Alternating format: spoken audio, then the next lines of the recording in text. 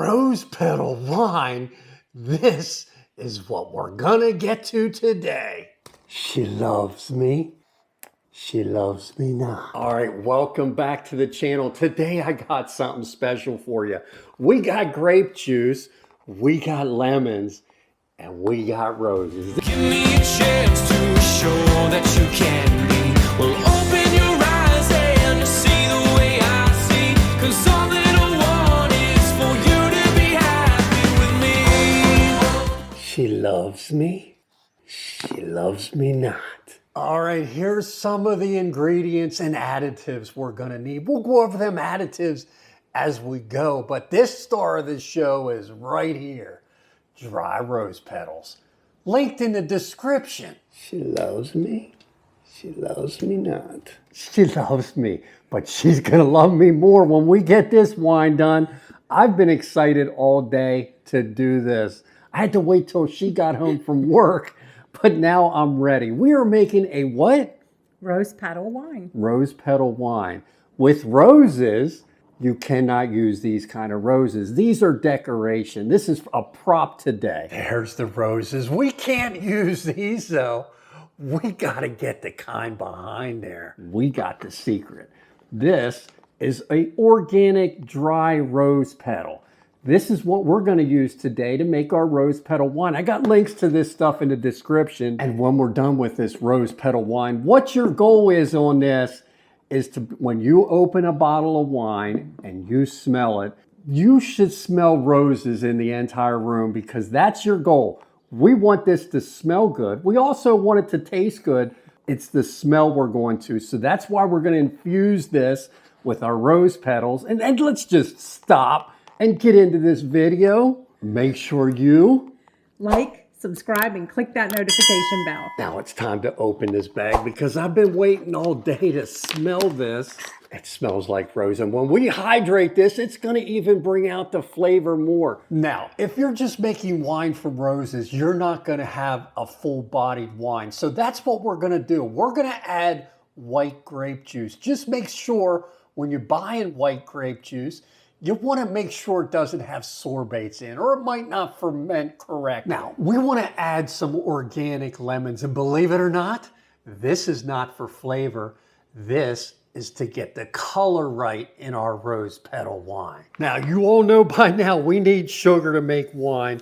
We want 6 pounds of sugar for this 3-gallon batch. So you want 2 pounds for every gallon of wine. So that's why we want 6 pounds of this. Let's get it weighed out. I'm gonna need a bigger vessel. There we go. Perfect, 6 pounds. All right, now it's time to get our 6 pounds of sugar on the stove. We're gonna add this to a stock pot like this, and then we're just gonna cover it with water. There's no secret measurement to this. We're just adding water because we just wanna get this dissolved. So there we go. We'll turn the heat on and we'll constantly stir this. No exact measurement. I'm just gonna add a little bit more water, enough to cover it and stir it and get it crystal clear. Let's get the heat on and just continue to stir this until it's clear. That's all we wanna do. Right before boiling, turn it off. You don't wanna boil your sugar. Just keep stirring. Don't let it boil. All right, hopefully you can see this. You can see my spoon all the way down to the bottom. As long as you're not scraping any sugar on the bottom, it's ready to go. Shut it off and let it cool down before we start the next step. Now, we're making a 3-gallon batch. I've got 7 ounces. That's what this size is. You want about 2 to 3 ounces per gallon if you're using fresh roses. If you're using dried like I am, 2 ounces is fine. So that would be 6 ounces, but we're just gonna use the whole thing. No set amount of water in here. We're just gonna try and hydrate these. All right, so we got these roses on the stove and we're just gonna mix these in. Now, if I don't have enough water, I'll add it. But what we're trying to do is basically kind of make like a tea. I'm gonna add a little bit more water in here.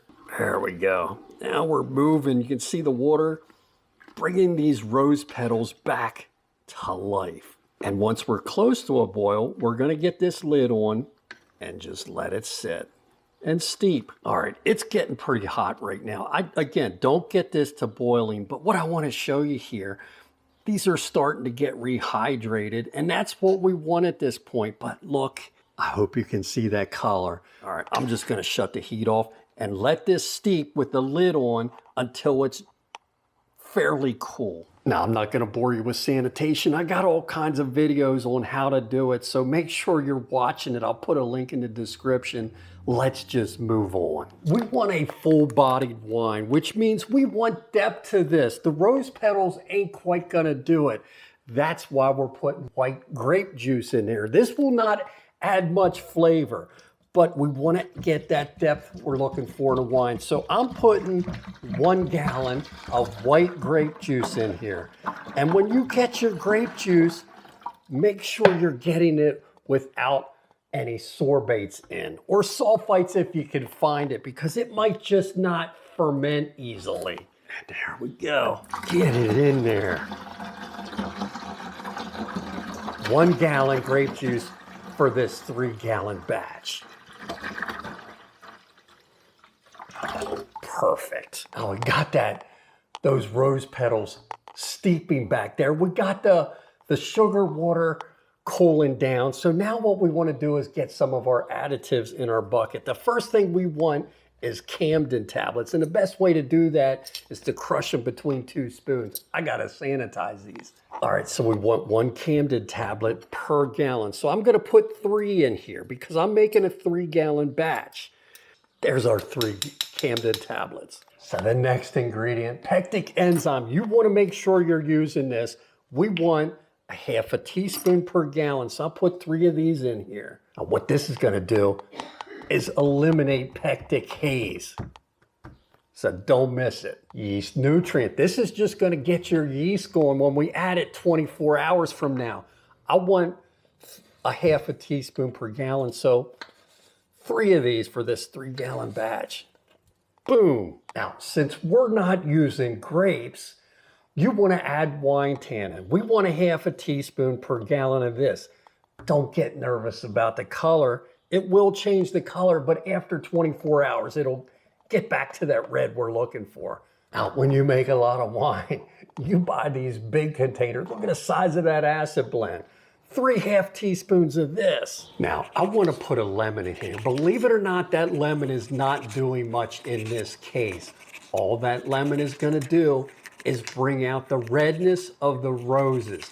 I got a large lemon here. I'm only going to put 1 lemon in for this 3-gallon batch. If you go to 5 gallons, use 2 of them. I'll put the recipes for a 1, 3, and 5-gallon batch in the description.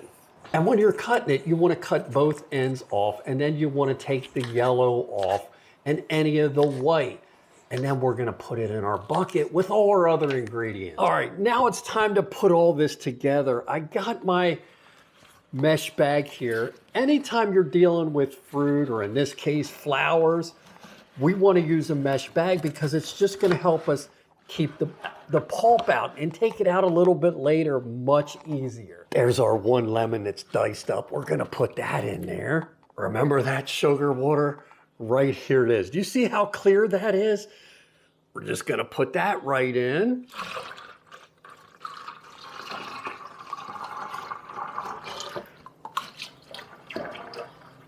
All right, our rose petals have been steeping for about 30 minutes now. I just took the lid off. You should smell these. It's incredible. I hope you can see it here. But now what we're going to do, and try not to make a mess, is get it into this bucket. I got to get a spatula for the rest. The color is beautiful, perfect. I'll tell you one thing, these organic roses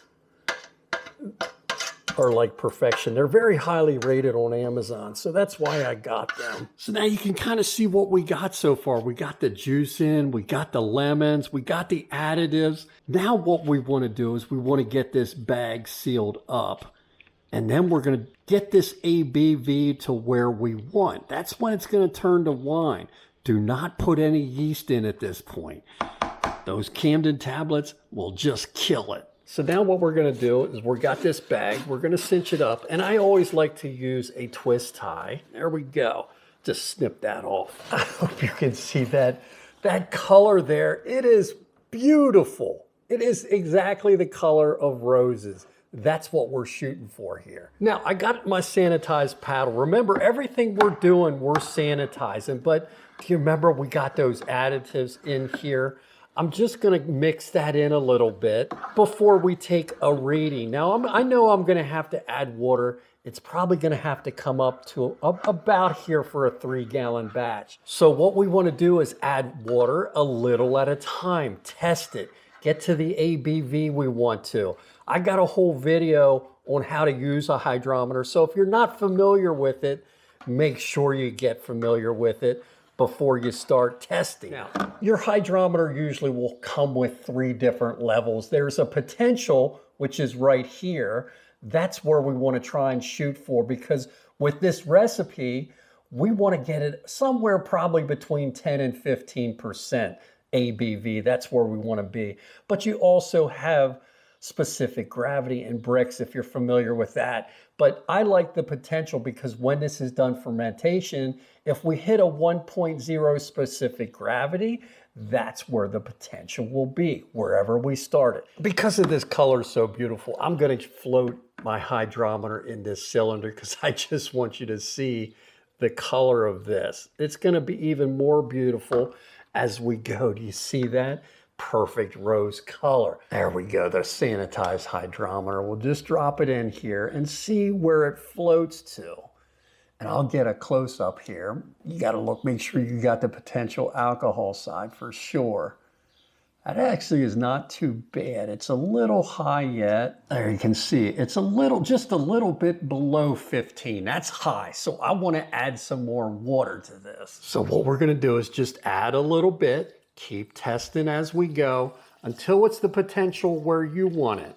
12 to 13 is always where I like it. So a little at a time and test it. And make sure you're stirring in between testing it because you don't want to just have that water sitting on top. There we go. It said 12%, but I'm going to put it in our cylinder here to test it to make sure I'm not misreading it in the bucket. It's like 12 and a half. That's perfect. That's where I'm going to stop. All I'm gonna do now is give it one final stir, and we're gonna get the lid on and the airlock. Remember, we didn't put any yeast in at this point.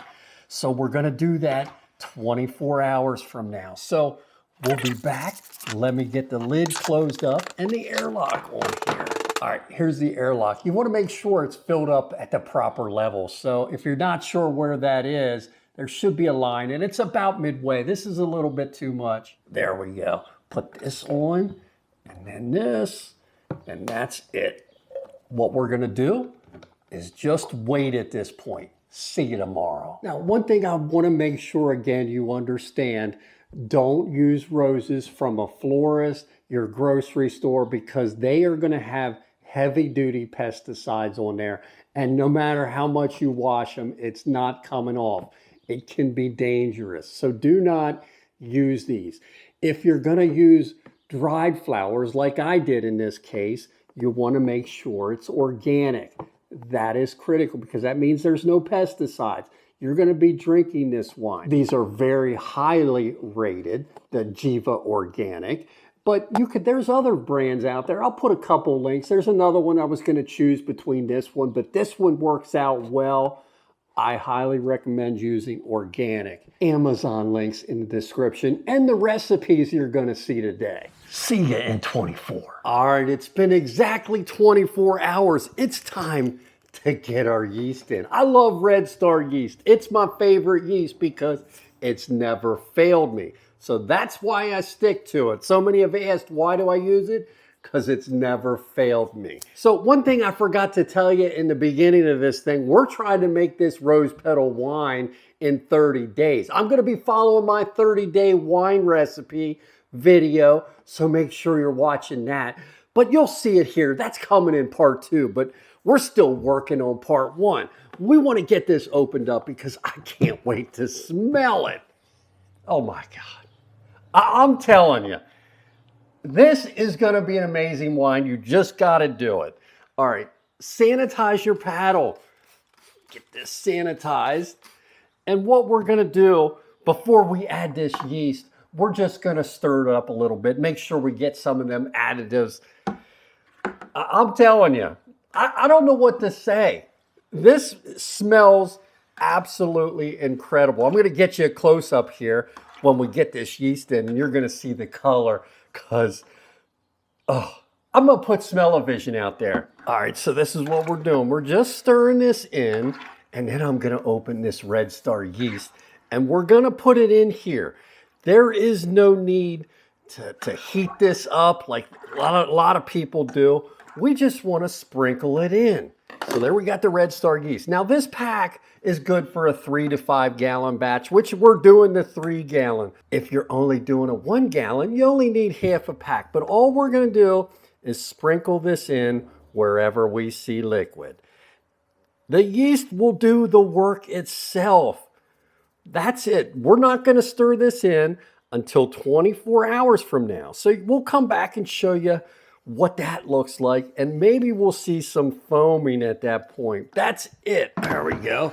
Now you see, I noticed that I changed my airlock here. I like this airlock because I find it a lot easier to see the bubbler when I'm doing videos especially. That's it. See you in 24. Look at this bubbler already. It's only been 12 hours.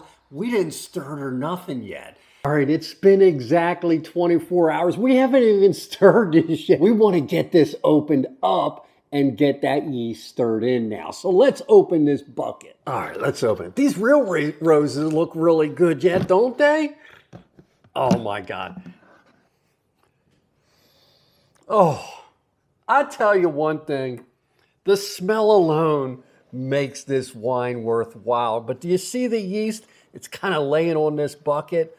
We're gonna stir this yeast in now and get everything mixed in.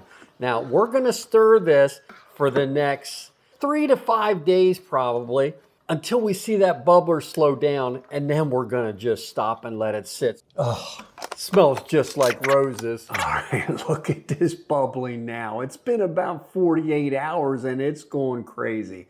I'm not gonna bore you, but we are gonna stir this one more time because I wanna show you the foaming and just explain why we're stirring this for the next few days. Now, we're gonna sanitize our paddle like we do each time we open this up. But the reason we're opening this up and stirring this is because in the first 5 days, 5 to 7 days, while this thing's bubbling like that, we wanna feed that oxygen. And the best way to do that is to open up and introduce oxygen. I got a whole video on oxygen and when not to introduce oxygen. But let's get it opened up and stirred.